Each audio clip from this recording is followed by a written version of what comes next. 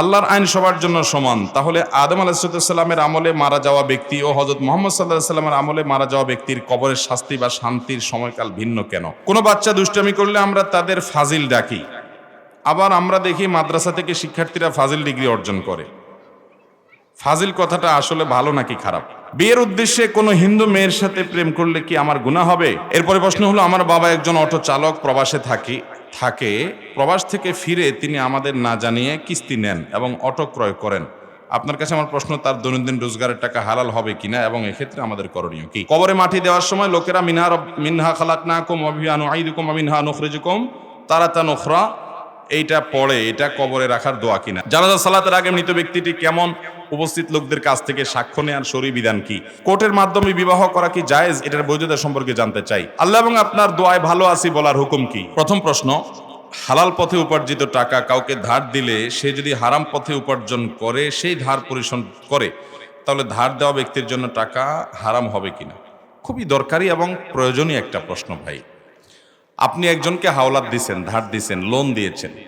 সে loan পরিশোধ করার সময় সে হয়তো সুদের কারবার করে বা যে উপার্জন করে হালাল চাকরি না, এক কথায় হালাল হারাম মিশ্র আছে বা হারাম উপার্জন করে সে আপনার লোন পরিশোধ করছে কিন্তু হালাল টাকা থেকে পরিশোধ করে নাই, তার ওই যে উপার্জন হারাম সেখান থেকে সে পরিশোধ করছে, বা হালাল হারাম মিশ্র আছে সেখান থেকে সে পরিশোধ করেছে। তো আপনার জন্য সেটা গ্রহণ করা জায়েজ হবে কিনা, এই মাসআলাটা আমরা তাহকিক করার চেষ্টা করেছি। এই ব্যাপারে উলামায়ে কেরামের ফতোয়া আমরা যেটুকু পেয়েছি সেটা হলো এটা জায়েজ হবে, এটা নাজায়েজ হবে না। কারণ নবী করিম সাল্লাল্লাহু আলাইহি সাল্লাম ইয়াহুদীদের সাথে লেনদেন করেছেন না করেন নাই? তো ইয়াহুদীরা সুদের কারবার করত মানে চরম করা করত। সুদের প্রতিষ্ঠাতাই ছিল ইয়াহুদীরা। সুদের সবচাইতে আদি মহাজনী হলো ইয়াহুদীরা। নবী করিম সাল্লাল্লাহু আলাইহি সাল্লাম হাদিসে ব্যাপারে স্পষ্ট বক্তব্য আছে, ইয়াহুদীদের সাথে সুদের একটা বিশেষ সম্পর্ক। মদিনার সুদের প্রতিষ্ঠাই করেছে তারা। তো সুদের কারবার করত বা অন্যান্য হালাল হারাম তো আর মুসলমানদের মতো তারা বাজ বিচার করতো না। তো তাদের সাথে লেনদেন নবী সাল্লাল্লাহু আলাইহি সাল্লাম করতেন। শুধু নবী করিম সাল্লাল্লাহু আলাইহি সাল্লাম কেন, এই যুগেও কোনো মুসলমানের সাথে আমরা লেনদেন করলে, টাকা পয়সা ধার নিলে বা দিলে, এটা জায়েজ না জায়েজ? জায়েজ কিনা? তাহলে তারা কিভাবে উপার্জন করছে সেটা তো আর আমরা দেখছি না। এই জন্য পাওনাদার তিনি পাওনা হিসাবে দেনাদারের কাছ থেকে যেটা পাচ্ছেন তার প্রাপ্য টাকা, সেটা তার জন্য নেওয়া জায়েজ হবে। এমনকি দেনাদার যিনি পাওনা পরিশোধ করলেন তিনি হালাল হারাম বাজ বিচার ছাড়া তার মিশ্র উপার্জন যদি থাকে, তারপরেও এটা পাওনাদারের জন্য গ্রহণ করাটা কি হবে না, হারাম হবে। কথা কি বুঝতে পারছি? এবং এ ব্যাপারে পাকিস্তানের বিন্নুরি টাউনের ওলামা একরাম মুফতিদের ফতোয়াও আছে একই রকম, যে এটা পাওনাদারের জন্য হারাম হবে না যদি দেনাদার হারাম উপার্জন থেকে দেয়। আল্লাহু আ'লাম বিসওয়াব। এরপরে প্রশ্ন হলো, আমার বাবা একজন অটো চালক, প্রবাসে থাকে প্রবাস থেকে ফিরে তিনি আমাদের না জানিয়ে কিস্তি নেন এবং অটো ক্রয় করেন। আপনার কাছে আমার প্রশ্ন, তার দৈনন্দিন রোজগারের টাকা হালাল হবে কিনা এবং এক্ষেত্রে আমাদের করণীয় কি? আল্লাহ মাফ করুন, সুদে কিস্তি নেওয়া বলতে সুদের কিস্তির কথা বুঝেছেন নিশ্চয়ই। সুদের লোন নিয়ে অটো কেনা বা দোকানদারি করা, বিভিন্ন কিছু করা, এটা আজকাল আমাদের দেশে একটা ব্যাপকভাবে এটা ছড়িয়ে গেছে। আমি গত পরশুদিন কক্সবাজারের মহেশখালীর এক মাহফিলে গেছি, একেবারে শেষ মাথায়, অনেক দুর্গম পথ। তো আমি একটা বিষয় আলোচনা করব পরিকল্পনা নিয়ে গেছি। সেখানে একটা বড় মাদ্রাসা, চট্টগ্রামের দারুল মাআরিফ মাদ্রাসার একজন মুহাদ্দিস, ওনার মাদ্রাসা, উনি প্রসঙ্গত বললেন, ভাই আমাদের এখানে সুদে ছেয়ে গেছে প্রতিটা ঘর, অথচ সেখানে আপনার সম্ভবত বিদ্যুতের একটা প্রকল্প আছে বড়, সেখান থেকে মানুষ উপার্জন হয়, সমুদ্র থেকে মাছ আহরণ করে তারা উপার্জন করতে পারে, অনেক পথ আছে। তারপরেও এনজিওগুলো থেকে সুদ নিয়ে তারা সবাই দাঁড়াচ্ছে। তখন আমি সুদ নিয়ে কিছু কথা বলার চেষ্টা করলাম। ভাইরা আমার, আল্লাহর জমিনে যত হারাম আছে, যত হারাম উপার্জন আছে, সুদের চাইতে ভয়াবহ কোনো হারাম উপার্জন আর আপনি 1 কেজি গরুর গোশত, 1 কেজি কুকুরের গোশত বা শুকুরের গোশত যদি রান্না করে খান, তাতে গুনাহ তো হবে নাকি? শুকুর এবং কুকুরের গোশত খাওয়া কি হালাল না হারাম? আপনি জবাই করে রান্না করে খাইলেন, গুনাহ হবে। এর কারণে আপনার আমলনামায় গুনাহ যত পরিমাণ লেখা হবে, এই গুনাহ এবং পাপের মাত্রা যতটা হবে, আপনি সুদের কারবার করে বাজার থেকে হালাল গরুর গোশত কিনে আনছেন ওই সুদের লাভ দিয়া, টাকা দিয়া। তো মনে রাখবেন, ওই কুকুরের গোশত আর শুকুরের গোশত খাইলে যে পরিমাণ গুনাহ হবে, সুদের কারবার করে ওই টাকা দিয়ে খাইলে তার চেয়ে বেশি গুনাহ হবে। কারণ অন্য কোনো গুনাহের ব্যাপারে আল্লাহ তাআলা আল্লাহ এবং তার রাসূলের সঙ্গে যুদ্ধের কথা বলেন না। এটা এত ভয়াবহ বিষয়। সুদের 70টা ভয়াবহ দিকের ভিতরে সবচেয়ে সাধারণ, এই 70টার মধ্যে সবচেয়ে সাধারণ হলো নিজের মায়ের সাথে জেনা করলে যত নোংরামি হবে, যত জঘন্য কাজ হবে, সুদের কারবারে জওয়ালের চার চেয়ে বেশি জঘন্য হবে। ভাইরা আমার, এই সুদকে আল্লাহ তাআলা কোরআনে বলেছেন ইয়ামহাকুল্লাহুর রিবা, আল্লাহ তাআলা সুদকে ধ্বংস করবেন। আল্লাহ যেটাকে ধ্বংস করবেন, আপনি এই কারবার করে কখনো সুখী হতে পারবেন? আপনি দেখবেন সুদখোররা অনেক চকচকা গায়ে নিয়ে চলে, চকচকা বাড়িতে চলে, অনেক পয়সা করি কামাই করে, উপর দিয়ে অনেক ফিটফাট দেখবেন। আল্লাহর কসম, ওদের ভেতরে সদরঘাট হয় আজকে আর নয় 2 দিন পরে হবে। কারণ সুদকে আল্লাহ তাআলা ধ্বংস করবেন, আল্লাহর ওয়াদা। কেন সুদ এত ভয়াবহ ভাই? কারণ সুদ পৃথিবীর মানুষকে নিষ্পেষণের পর নিয়ে কিছু মানুষকে এই সুদের কারবারের মাধ্যমে প্রতিষ্ঠিত করে। এই যে সুদের উপর গোটা পৃথিবী দাঁড়িয়ে আছে, এখন গোটা দুনিয়ার সম্পদ দেখবেন যে অল্প কিছু মানুষের হাতে চলে যাচ্ছে। সুদের এই অর্থনীতি গরিবকে আরো গরিব করে, ধনীকে আরো ধনী করে, এবং একটা পর্যায়ে গোটা পৃথিবীর সব কিছু নিয়ন্ত্রণ একজনের কাছে যাবে, তার নাম দাজ্জাল হবে, তার পাওয়ার থাকবে অনেক বেশি। দুনিয়া সেই পরিণতির দিকে এগিয়ে যাচ্ছে। অতএব সুদের এই ভয়াবহতা সম্পর্কে আমাদের সাবধান হতে হবে। আল্লাহ আমাদেরকে বোঝার তৌফিক দান করুন। যদি আপনার বাবা তিনি সুদি লোন নিয়ে অটোরিকশা নিয়ে থাকে, আপনারা তাকে সহযোগিতা করে এবং তাকে বুঝিয়ে দ্রুততার সাথে এই কিস্তির সব টাকা একসাথে দিয়ে মুক্ত করে তারপরে আপনারা ফিরে আসতে হবে।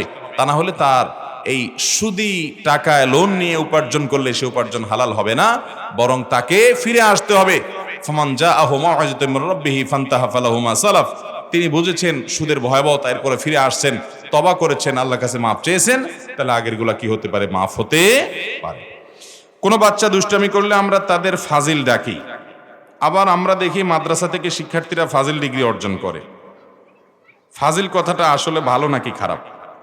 এরকম একটা প্রশ্ন এর আগেও বোধহয় কোথাও আসছিল। ভাই, ফাজিল শব্দের অর্থ হলো ফজিলত অর্জনকারী, মর্যাদা অর্জনকারী। এটা মাদ্রাসাতে দাখিল পাশ করার পর, আলিম পাশ করার পর ফাজিল যখন পাশ করে মানুষ, তখন তাকে ফাজিল ডিগ্রিধারী বলে। এখন কথা হলো, আমরা দুষ্ট লোকদেরকে বলি ফাজিল, আবার মাদ্রাসায় পড়ালেখা করে বেচারা আলেম হয়েছে তারেও বলি ফাজিল। কেমনে কি? তো এটার উত্তর হলো যে আসলে ফাজিল শব্দের অর্থ কোনো খারাপ কিছু না, এটা মূলত ভালো, যে ফজিলত অর্জনকারী, ফজিলত অর্জনকারী, মর্যাদা অর্জনকারী, সম্মান অর্জনকারী। সে যেহেতু আপনার ফজিলত এই ক্লাস শেষ করেছে, আলিম শেষ করেছে, দাখিল শেষ করেছে, আলেম হয়ে গেছে, স্নাতক শেষ করছে, সে এখন সম্মানিত, এই জন্য তাকে ফাজিল মানে মর্যাদা অধিকারী। ফাজিল শব্দের অর্থ মূলত ফজিলত অর্জনকারী, এটা ভালো। এখন কথা হলো, এটা ভালো বুঝলাম, তাহলে দুষ্টরে ফাজিল বলে কেন? আমার মনে হয় দুষ্ট লোক দুষ্টামের ক্ষেত্রে একটা ডিগ্রি, মানে ফাজিল যেরকম একটা ভালো ডিগ্রি, ও দুষ্টামের ক্ষেত্রে ওই লেভেল পর্যন্ত চলে গেছে, এই জন্য মানে ওরে ফাজিল বলে। হয়তো বা কে বা কারা কোত্থেকে চালু করছে আল্লাহ জানে। তবে এখানে একটা ভালো দিক হলো, আগের মুরব্বীরা এবং ওলামায়ে কেরাম দুষ্ট লোকদেরকেও এমন কথা বলতেন না যে কথা মন্দ হয়। আমরা তো এখন খারাপ লোককে খারাপ বলতে গিয়েও নিজে একটা খারাপ কাজ করি, একটা ডেঞ্জারাস এবং জঘন্য একটা কথা বলে ফেলি। এটা কি সওয়াব হবে না গুনাহ হবে? এরকম করি না আমরা অনেকে? এরকম করা যাবে না ভাই। যেমন আপনি কাউকে বকা দিলেন, তাহলে আপনি বকা দেবে, হে দুষ্ট তুমি এটা করিও না। আপনি হে দুষ্ট না বলে একটা পশুর নাম নিলেন, আমি আর নাম নিলাম না। গাদা তো খুব বেশি একটা অসুবিধার কিছু নেই, থাক, আর নিচে নেবেন না আপনি। এখন আপনি যদি একজন মনে করেন খারাপ মানুষ, আপনি খারাপ মানুষ এটা বোঝানোর জন্য তাকে আপনি একটা পশুর সাথে তুলনা করে ডাক দিলেন অথবা মন্তব্য করলেন লোকটা অমুক, তাহলে এটা এক ধরনের গালি কিনা বলেন? আর ইমানদার অন্য মুসলমানকে গালি দিবে না। নির্দিষ্ট কোনো ব্যক্তিকে ধরে আপনার গালাগালি করা, গালিবাজি করা, এটা জায়েজ নাই। বিধায় এগুলো আমরা করব না। আমি এটা এখান থেকে বলছি যে দুষ্টমি করেছে, তারপরও তাকে বলছে দুষ্টমি করতে করতে তুমি এমন পর্যায়ে পৌঁছছো যে মানুষ পড়ালেখা করে করে ফাজিল পাস করে, তুমি দুষ্টমির ক্ষেত্রে ফাজিলে চলে গেছো, এই জন্য হয়তো ফাজিল বলে টলে। আল্লাহ ভালো জানে, এর চেয়ে আর কোনো ভালো ব্যাখ্যা আছে কিনা, এর হাকিকত কি, আমি এটা শুধুমাত্র আমার ধারণা থেকে বলা, আল্লাহ আলাম। ফাজিল শব্দের উৎপত্তি কোত্থেকে কি, মানে দুষ্টামির ক্ষেত্রে ফাজিল বলার উৎপত্তি কোত্থেকে কি, এটা নিয়ে গবেষণা করতে হবে আলাদাই প্রশ্ন উত্তর দেওয়ার জন্য। কবরে মাটি দেওয়ার সময় লোকেরা মিনহা খালাকনাকুম ওয়া ফিহা নুঈদুকুম ওয়া মিনহা নুখরিজুকুম তারাতান উখরা এইটা পড়ে, এটা কবরে রাখার দোয়া কিনা? না ভাই, এটা কবরে রাখার দোয়া নয়। এটা কবরে রাখার সময় পাঠ করার কথা একটা হাদিসে আছে, একটা বর্ণায় আছে, কিন্তু সেই বর্ণাটার অবস্থা খুবই করুণ, অর্থাৎ এটা গ্রহণযোগ্যতার লেভেল পর্যন্ত না, দাঈফ অত্যন্ত। যার কারণে মিনহা খালাকনাকুম ওয়া ফিহা নুঈদুকুম ওয়া মিনহা নুখরিজুকুম তারাতান উখরা এটা মুর্দাকে কবরে রাখার দোয়া নয়।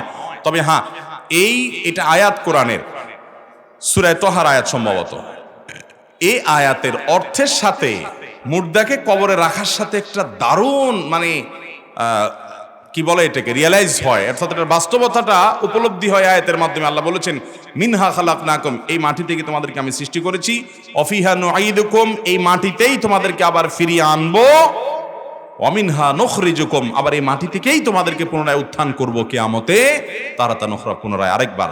এজন্য এই আয়াতের সাথে ওই বাস্তবতার মিল আছে, তাই বলে ওই টাইমে এটা পাঠ করতে হবে এমন নির্দেশ বিশুদ্ধ সূত্রে বর্ণিত কোনো হাদিসে দেওয়া। মুর্দাকে কবরে রাখার সময় যে দোয়া পড়বেন, তিরমিজি শরীফে বিভিন্ন হাদিস কিতাবে বর্ণিত হয়েছে, সেটা হলো বিসমিল্লাহি আলা মিল্লাতি রাসূলিল্লাহ, কোন কোন বর্ণনা আছে বিসমিল্লাহি আলা সুন্নতি রাসূলিল্লাহ। এটা হলো মুর্দাকে রাখার দোয়া। এছাড়া মুর্দাকে রাখার সময় আপনি সেখান থেকে শিক্ষা গ্রহণ করবেন, নিজে সেখানে চলে যেতে হবে সেই চিন্তা ভাবনা করবেন, মুর্দার জন্য কবর দেওয়ার পরে দোয়া করবেন, এগুলো হলো সুন্নাহসম্মত আমল। আল্লাহর আইন সবার জন্য সমান, তাহলে আদম আলাইহিস সালামের আমলে মারা যাওয়া ব্যক্তি ও হযরত মুহাম্মদ সাল্লাল্লাহু আলাইহি সাল্লামের আমলে মারা যাওয়া ব্যক্তির কবরের শাস্তি বা শান্তির সময়কাল ভিন্ন কেন? এই প্রশ্ন উত্তরের আগেও কোথাও সম্ভবত আমি দিয়েছি। এটা আমাদের অনেক নাস্তিক ভাইদের বেশ একটা, ওনারা মনে করেন বেশ একটা দারুণ প্রশ্ন ওনারা করে ফেলেছেন। আসলে এটা কোনো প্রশ্ন না, প্রশ্নের জাত না। কেন আমি বলি, আল্লাহ রাব্বুল আলামিন আজ থেকে হাজার হাজার বছর আগে যে পাপিষ্ঠ মারা গেছে, তারে মারা যাওয়ার পরে কবরে সোয়াল যাওয়ার পরে শাস্তি শুরু করেছেন। এটি কোরআনে কারিমের আয়াত দ্বারা প্রমাণিত। কবরের আযাব সত্য, আহলে সুন্নাত জামাতের গুরুত্বপূর্ণ একটা আকীদা, যে কবরে পাপিষ্ঠদের শাস্তি আর নেককারদের নেয়ামত কবর থেকে শুরু হবে, অলৌকিকভাবে সেটা হবে।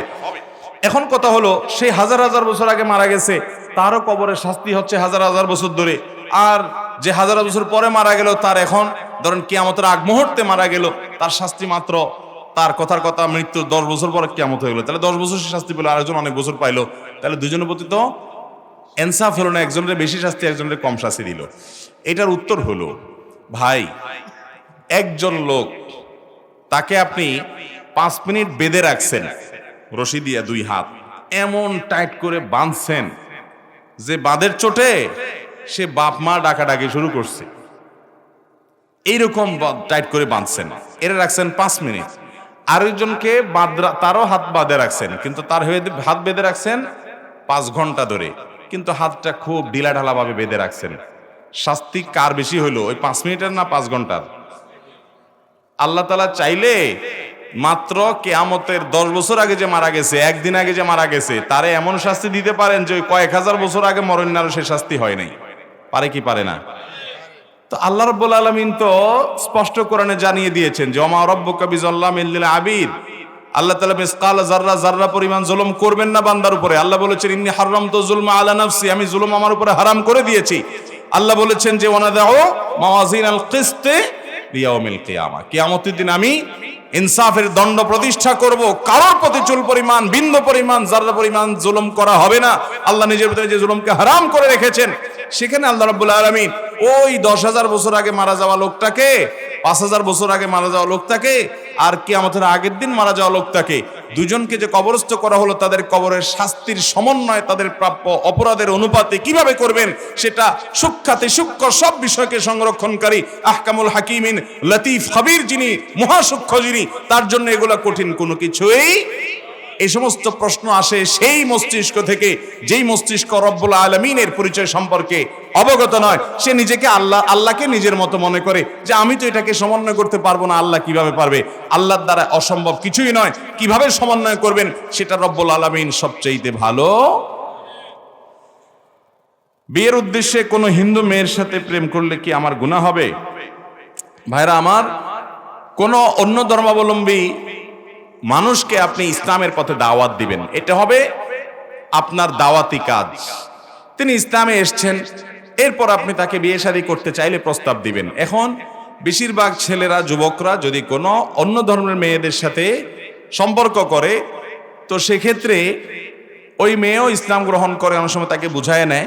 যদি ইসলাম গ্রহণ সে করে নেয় তাহলে তো তাদের মধ্যকার বিবাহ বৈধ হবে, কিন্তু যদি ইসলাম সে গ্রহণ না করে তাহলে তো বিবাহ বৈধ হবে না। কারণ আল্লাহ তাআলা কোরআনে কারিমে পরিষ্কারভাবে বলেছেন, ওয়ালা আমাতুম মুমিনাতুন খায়রুম মিন মুশরিকাতিন, মুশরিক নারীর চাইতে ঈমানদার নারী অনেক উত্তম, বেস্ট, বেটার। বিয়ের জন্য মুসলমান সেটাকেই করতে হবে। এবং আল্লাহ বলেছেন, ওয়ালা তানকিহুল মুশরিকাত হাত্তা ইউমিন, ঈমানদার নারীদেরকে বিয়ে করো না, মুশরিক নারীদেরকে বিয়ে করো না যতক্ষণ পর্যন্ত তারা ঈমান না আনে। এজন্য এটা জায়েজ নাই ভাই। এখন কথা হলো যে আপনি তাকে বিয়ে করবেন, এটা হলো আপনার মূল মতলব। এখন দাওয়াত দিয়ে তারে মুসলমান বানায় নিলেন, নিয়ে বিয়ে করলেন, তাহলে এটা বড়জোর হালাল হওয়া পর্যন্ত হতে পারে, কিন্তু আপনার এই বিয়েটা, এই ইসলাম গ্রহণ করাটা, এটা আপনি আল্লাহর জন্য তো করেন না, করছেন বিয়ের জন্য, রাস্তা পরিষ্কার করার জন্য। তো রাস্তা পরিষ্কারটা হতে পারে টেনে টুনে, বাট এটার জন্য আপনি আল্লাহর কাছে আজরের আশা করাটা কঠিন। এবং অনেক ছেলে আছে অন্য ধর্মের, সে ইসলাম গ্রহণ করেছে, কেন একটা মুসলমান মেয়েকে বিয়ে করবে, এই জন্য সে ইসলাম গ্রহণ করেছে। তো বিয়ের উদ্দেশ্যে ইসলাম গ্রহণ করলে সেই ইসলাম গ্রহণ আল্লাহর কাছে গ্রহণযোগ্য, বিশেষ করে সওয়াবের উপযুক্ত হওয়া নিয়ে প্রশ্ন তোলা যায় বড় করে।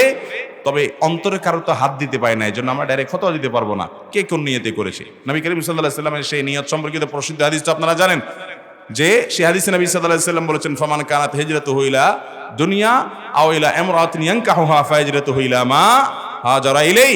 কেউ কোনো মেয়েকে বিয়ে করার জন্য হিজরত করছে, তাহলে হিজরত বিয়ের উদ্দেশ্যেই হবে, আল্লাহর কাছে এর সওয়াব হবে। তারপরে যদি অন্য ধর্মের মানুষ ইসলাম গ্রহণ করে তখন তাকে বিয়ে করা যাবে, তার আগ পর্যন্ত যাবে না।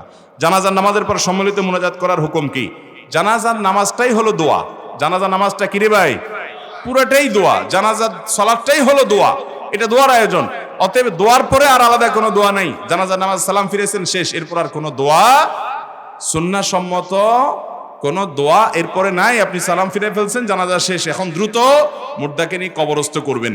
কবর দেওয়ার পর, দাফন করার পর কিবলার দিকে ফিরে হাত তুলে আল্লাহর কাছে দোয়া করা মুর্দার জন্য, এটা সুন্নত। ওখানে এটা যার যার মতো হবে, দলবদ্ধভাবে করতে হবে এমন কোনো নির্দেশনা হাদিসে নাই। বরং নবী করিম সাল্লাল্লাহু আলাইহি সাল্লাম এক ব্যক্তির কবর দেওয়ার পর বলেছেন, সালু ইস্তাগফিরু লিআখিকুম ওয়াসালু লাহু তাসবিত, তোমরা তোমাদের ভাইয়ের জন্য ইস্তেগফার করো, আল্লাহর কাছে মাফ চাও এবং দোয়া করো আল্লাহ যেন তাকে ঈমানের উপর অটল রাখে, কারণ সে এখন কঠিন পরিস্থিতির মুখোমুখি হবে। এই জন্য দাফনের পর যারা কবরস্থানে থাকবে কিবলামুখী হয়ে আল্লাহর কাছে দোয়া করবে যে আল্লাহ আপনি তাকে মাফ করে দেন, এখন সওয়াল জবাবে তার ঈমানের উপর অটল রাখিয়েন। এইভাবে করাটা হলো সুন্নাহ। জানাজার পরে কোনো দোয়া সম্মিলিতভাবে আমাদের অনেক দেশে, অনেক গ্রামে, অনেক জেলাতে অনেকে করে থাকেন, এটা কোনো নবী সাল্লাল্লাহু আলাইহি সাল্লাম থেকে কোনোভাবে প্রমাণিত নয়। কোন যুবক আরশের ছায়া স্থান পাবে? আরশের নিচে স্থান পাবে যেই মানুষগুলো 7 শ্রেণীর মানুষ, এদের মধ্যে 2 শ্রেণীর মানুষই যুবক। যুবকদের সৌভাগ্য এত বেশি যে 7 শ্রেণীর মানুষ সম্পর্কে নবীজি বলেছেন, সাবআতুন ইউযিল্লুহুমুল্লাহু ফি যিল্লিহি ইয়াওমা লা যিল্লা ইল্লা যিল্লুহু। 7 শ্রেণীর মানুষকে আল্লাহ আরশের নিচে ছায়া দিবেন, সেদিন আল্লাহর ছায়া ছাড়া কোনো ছায়া থাকবে না। কিন্তু ওই 7 শ্রেণীর মধ্যে আবার 2টা শ্রেণী হলো যুবকদের দখলে। নাম্বার 1, শাবুন নাশাআ ফি ইবাদাতিল্লাহ, যেই যুবক তার যৌবনকাল ইবাদতে কাটায়, উল্টাপাল্টা হারাম পথে সে যায় না, বরং ইবাদত করতে করতে তার তারুণ্যকে ব্যয় করে সে পরিণত বয়সের দিকে যায়। যৌবনকালে ইবাদতের সৌভাগ্য নসিব হয়েছে যাদের, তাদেরকে আল্লাহ তাআলা আরশের নিচে ছায়া দিবেন ভিআইপি প্যান্ডেলে কিয়ামতের দিন, যেদিন মানুষ ইয়ানফসি করে পাগলের মতো ছটফট করতে থাকবে, মাথার উপরে সূর্য থাকবে খুব কাছাকাছি এবং মানুষ অতিষ্ঠ থাকবে আল্লাহর এই কঠিন পরিস্থিতির মধ্যে পড়ে। সেদিন এই মানুষগুলো আরশের নিচে ভিআইপি প্যান্ডেলে আরামে থাকবে, টেরি পাবে না কি হচ্ছে। সে মানুষগুলোর ভিতরে এই যুবক, যে যুবক তার যৌবনকালকে ইবাদতে কাটায়, চেষ্টা করবো তো ইনশাআল্লাহ। আর ওই যুবক, যেই যুবককে, এটা অবশ্য সব বয়সের মানুষের জন্যই প্রযোজ্য, কিন্তু যুবকদের ক্ষেত্রে বেশি প্রযোজ্য দেখে আমি যুবকদের কথা বলছি, যেটি হলো কোন সুন্দরী সুশ্রী নারী তাকে অফার করেছে রিলেশন করার জন্য। সে বলেছে, ইন্নী আখাফুল্লাহ, আমি জানি চাইলেই আমি তোমার সাথে রিলেশন করতে পারি, সমাজে অনেকেই করে, কিন্তু আমি আল্লাহকে ভয় পাই, হারাম, আল্লাহর কাছে জবাবদিহি করতে হবে। এই তারুণ্য সম্পর্কে জিজ্ঞাসা করা হবে, ওয়ান শাবাবিহি ফিমা আবলাহ, কিভাবে তার যৌবনকালকে কাটিয়েছে, আলাদা জিজ্ঞাসা করা হবে। আমি কি জবাব দিব? আমি এই জন্য তোমার এই অফারকে বিনয়ের সাথে ডিনাই করে দিলাম, আমি বৈধ ভালোবাসা আমার স্ত্রীর জন্য আমি অপেক্ষা করছি। কোন যুবক যদি এরকম কোন অফারগুলোকে ডিনাই করে তার যৌবনকালকে কাটাতে পারে, সেও আরশের নিচে ছায়া পাবে চেষ্টা করা যাবে না যুবক ভাইরা ইনশাআল্লাহ। আর যদি ঢিলা হয়ে যান তো যেখানে যেটা পাবেন কাইত হয়ে যাবেন। মেরুদণ্ড যদি সোজা থাকে, স্ট্রং থাকে, সুস্থ যদি থাকেন, তাহলে হারামকে না করার মতো ইমানের শক্তি রাখবেন তো ইনশাআল্লাহ। আল্লাহ আমাদের তৌফিক দান করুক। হ্যাঁ, ভালো কথা। মেয়েরা যদি রিলেশন ফিরে দেয় তারাও পাবে ইনশাআল্লাহ। আল্লাহ তাআলা আমাদেরকে এই হারাম এবং অন্যায় অফারকে ফিরিয়ে দেওয়ার তৌফিক দান করুন। জানাজা সালাতের আগে মৃত ব্যক্তিটি কেমন উপস্থিত লোকদের কাছ থেকে সাক্ষ্য নেওয়ার শরীয়ী বিধান কি? ভাই, এরকম একটা ট্র্যাডিশন আমাদের দেশে আছে, মানুষ মারা যাওয়ার পরে দাঁড়ায় জিজ্ঞেস করে, ভাই লোকটা কেমন ছিল? সবাই বলে ভালো ছিল। এই সবাই ভালো ছিল, লোকটা আসলে খারাপ ছিল, এই ভালো ছিল বলার কোনো মানে আছে? সবাই মিলে বললো লোকটা ভালো ছিল, আসলে লোকটা খারাপ ছিল, তো এই সবাই বলা বলিতে কিছু আসে? এই লোকটা যদি জীবদ্দশাতে আসলেই ভালো থেকে থাকে তাহলে সে আল্লাহর কাছে আজর পাবে, খারাপ হলে শাস্তি পাবে। এখানে মানুষ কি বললো বা না বললো তাতে কিছু আসে? জানাজার লাশকে রেখে দুনিয়ার আবল তাবল কাজ আমাদের দেশে করে। বিশেষ করে আপনার বিভিন্ন বক্তব্য, তার জীবনী আলোচনা, তার জীবনী চর্চা, তার জীবনের উপরে ছোটখাটো একটা সেমিনার হয়ে যায়, ঠিক কিনা?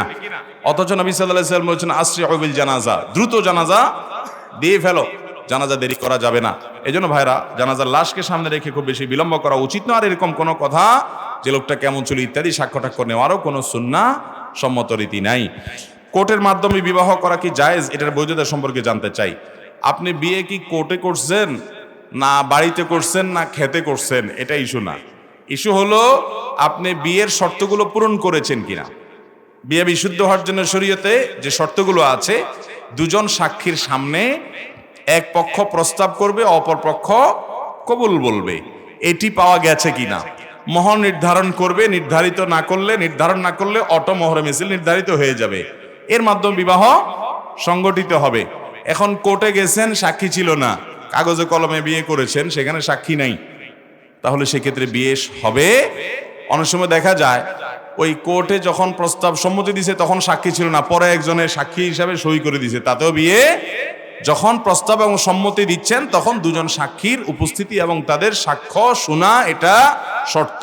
এগুলো পাওয়া গেলে বিয়ে হয়ে যাবে। অতএব কোর্টে যদি এটুকু হয় বিয়ে হতে পারে। আল্লাহ এবং আপনার দোয়ায় ভালো আছি বলার হুকুম কি? এটা তো একজন ইমানদারের জন্য অসঙ্গতিপূর্ণ কথা, ইমানের সাথে অসঙ্গতিপূর্ণ কথা। এটা কোনো সঠিক কথা নয় যে আল্লাহ এবং আপনার দোয়ায় ভালো আছি। আল্লাহ আবার কার কাছে দোয়া করবে? নাউজুবিল্লাহ। আল্লাহর কাছে মানুষ দোয়া করবে, আল্লাহ আবার কার কাছে দোয়া করবে? বলতে হবে আল্লাহর দয়ায় ভালো আছি। আমরা অনেক সময় বলি যে আপনার দোয়ায় ভালো আছি। অনেক সময় কি, বেশিরভাগ ক্ষেত্রে মানুষের জিজ্ঞাসা করে, ভাই কেমন আছেন, তো বলে কি আপনার দোয়ায় ভালো আছে। প্রথম কথা হলো যে আমি আপনার জন্য দোয়া করলাম, যে আপনি কেমনে জানলেন? এটা একটা কথার কথা হয়ে গেছে, তাই না? দ্বিতীয় কথা হলো আমার দোয়ায় আপনি ভালো আছেন, আমি দোয়া করছি, ভালো কথা, সেটা আবার আল্লাহ কবুল করে তাই আপনাকে ভালো রাখছে, এটা আপনি কিভাবে শিওর হলেন? এমনও তো হইতে পারে যে আরেকজনের দোয়া আল্লাহ কবুল করে আপনার ভালো রাখছে। যদিও এরকম বলার কারণে কি ইমান হারা হয়ে যাবে না, এটা কোনো ইমান ভঙ্গকারী কোনো বিষয়, এরকম কোনো জটিল বিষয় না। তারপরেও এটা বলার অসৌন্দর্য। এরকম না বলে আমরা বলবো আল্লাহর রহমতে ভালো আছি, আল্লাহর দয়ায় ভালো আছি। আমার ভালো থাকাটা নিসবত বা সম্পর্ক করব আল্লাহর দয়ার দিকে, কারোর দোয়ার দিকে। আসলে সব ক্ষেত্রে আমরা তেল মেরতে অভ্যস্ত। এই ক্ষেত্রেও যে জিজ্ঞেস করলো তার একটু খুশি করে দিলাম আর কি, যে আপনার দোয়ায় ভালো আছে। আমরা আল্লাহর রহমতে ভালো আছি, আল্লাহ শুকর আদায় করব। কারোর দোয়ায় ভালো আছি এটা বলবো না, এটা বলার ভুল। আমরা বলবো আল্লাহর রহমতে ভালো আছি, আলহামদুলিল্লাহ ভালো আছি, এইভাবে বলবো। এটাই হলো সঠিক পদ্ধতি। আমার বিয়ের মোহর হয়েছে 3 লক্ষ টাকা। 3 লক্ষ টাকা আমার পরিশোধ করতে কষ্ট হবে, তাই আমার স্ত্রী আমাকে একটা শর্ত দিয়েছে যে তাকে 4 আনা দিয়ে একটা আংটি দিলে আমার পুরো মোহরের টাকা মাফ হয়ে যাবে। দয়া করে একটু বলবেন। বাহ, বহুত ভালো বউ পাইছেন, আপনার কপাল আছে ভাই। এরকম কপালওয়ালা মানুষ তো পাওয়া কঠিন রে ভাই। আল্লাহ তাআলা কোরআনে কারিমে বলেছেন, তোমরা মেয়েদের মোহর পরিশোধ করো, দেবে তাদের প্রাপ্য অধিকার। যদি কোনো মেয়ে ফাইন তিবনা লাকুম আন শাইইন মিন নাফসি ফাকুলু হানিআম মারিআ, যদি মহিলারা তারা নিজেদের থেকে তাদের মোহর কমায় দেয়, 3 লাখ টাকার 4 আনা আংটিতে নিয়ে আসে, তাহলে এটা তুমি লাফাইতে লাফাইতে খুশির চোটে খাইতে পারো, অর্থাৎ এটা তুমি খুশি হয়ে খাইতে পারো। কোরআনে আল্লাহ লাফাইতে লাফাইতে বলেন না, আবার ওই তর্জমা আবার বুঝেন না। মানে তোমরা সেটাকে গ্রহণ করতে পারো, খেতে পারো। তাহলে স্ত্রী যদি মোহর নিজে থেকে ডিসকাউন্ট করে দেয়, এখন থেকে যারা অনেক বেশি মোহর ধরে ফেসে গেছে তারা বউয়ের কাছে দরখাস্ত করতে পারেন, দরখাস্ত করতে পারেন। আমি এর আগেও কোথায় বলছি, বরাবর মাননীয় স্ত্রী বিষয় মোহর কমিয়ে দেওয়ার আবেদনপত্র যথাবিহিত সম্মান প্রদর্শন পূর্বক নিবেদন, এই যে আমার মতো কপাল পোড়া মোহর অনেক ধার্য হয়েছিল, আমি সেটা পূরণ করবার সামর্থ্য রাখি না, আপনি দয়া করে অনুগ্রহ করে সেটা আমাকে ক্ষমা করে একটু সহনীয় পর্যায়ের কমিয়ে দিয়ে বাধিত করবেন, বিনীত আপনার হতভাগা স্বামী। দরখাস্ত লিখতে হবে এমন কোনো কথা নাই, কিন্তু স্ত্রীর পাম্পটি দিয়ে হোক যেমনি হোক বাইরে রেখে তার কাছে যদি আদায় কমায় নিতে পারেন। আবার কমায় নেওয়াটা বাটপারি করে কমায় নেবেন না, সিন ক্রিয়েট করে কমায় নেয়। ওই যে বাসর রাতের কথা আমি প্রায় বলি, যে বাসর রাতে যায় বলে আরে মোহর তো অনেক ধরছে বুঝলাম, কিন্তু আমি কয়দিন পর ইটালি চলে যাব, কানাডা চলে যাব, আরে টাকাই টাকা, সব তো তোমারই, কি করবা তুমি? তখন বেচারি ইমোশনাল হয়ে বলে আরে আবার কিচ্ছু লাগবে না। তো এরকম মানে সিন ক্রিয়েট করে বেচারিরে ফান্দে ফেলায় নেবেন না। আপনি লিখিত দরখাস্ত করা লাগবে তা না, ওইটা আমি এমনি বললাম। বাকি স্ত্রীর কাছ থেকে আপনার আচার আচরণে খুশি হয়ে যে না আমার স্বামীটা ভদ্র, নম্র, গালিগালাজ করে না, বেয়াদবি করে না, সভ্যভদ্র, তো ভালো ছেলে হিসাবে আপনাকে সে ডিসকাউন্ট করে দয়া করে কমাই দিল, তাহলে এটা আপনার জন্য জায়েজ আছে। অতএব 3 লাখ টাকার মোহর যদি স্ত্রী নিজে বলে ঠিক আছে 4 আনা আংটি দিয়ে দিলে আমি খুশি, আর 3 লাখের দাবি থাকবে না, তো সেটা হতে পারে, জায়েজ হবে। হ্যাঁ, সুন্দর প্রশ্ন। মোহর দিচ্ছেন নি আপনি? পরিশোধ করছেন নি বোর মোহর? মাশাআল্লাহ, জাযাকুমুল্লাহ খাইর। তোলাই কয়জন মোহর দিছেন? বেশি একটা হাত পাই না এখানে, তোলাইলেও এখন ধরা খাওয়া যাবে বেশি লোক। হুজুরদের দেখবেন সবার আগে হাত তুলছে, কারণ হুজুররা আলহামদুলিল্লাহ এই কাম করে না।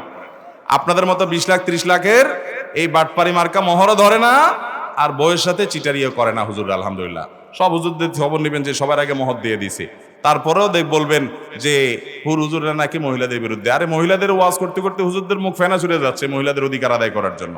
আল্লাহ তাআলা নারীদের পুরুষদের সবার অধিকার সবাইকে পরস্পরকে আদায় করার তৌফিক দান করুন।